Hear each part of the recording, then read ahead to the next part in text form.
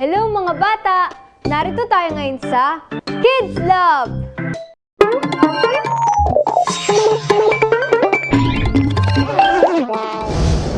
Mga bata, nakikita nyo ba yung isang arko na may iba't ibang kulay pagkatapos ng ulan? Ano-anong kulay ang nakikita nyo?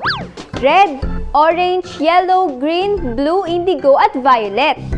Ano ba ang tawag dito at paano ito nabubuo? Yan ang pag-aaralan natin ngayon mga bata! Ang rainbow o bahaghari ay nabubuo sa pamamagitan ng light reflection at refraction o bending of light sa patak ng tubig na makikita natin sa himpapawid. Ito ay nagre-resulta ng spectrum of light. Ito ay makikita kapag umuulan sa isang bahagi at umaaraw naman sa kabila.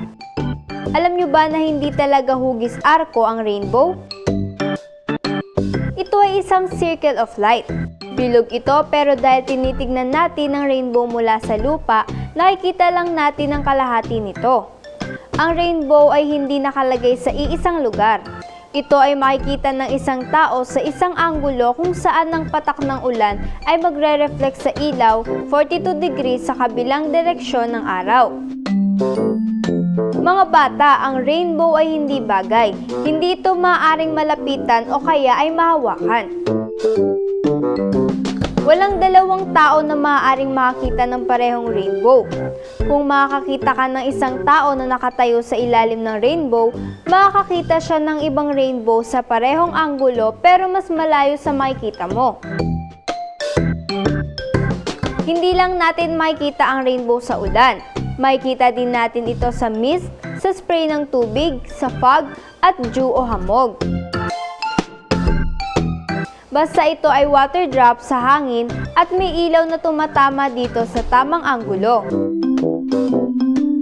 Si Isaac Newton ang nakatuklas ng 7 kulay na makikita sa isang spectrum kasama ng puting ilaw. Ito ay red, orange, yellow, green, blue, indigo o violet. Madaling matandaan ang pagkakasunod ng kulay sa pamamagitan ng acronym na Roy G. Biv. R-O-Y-G-P-I-V.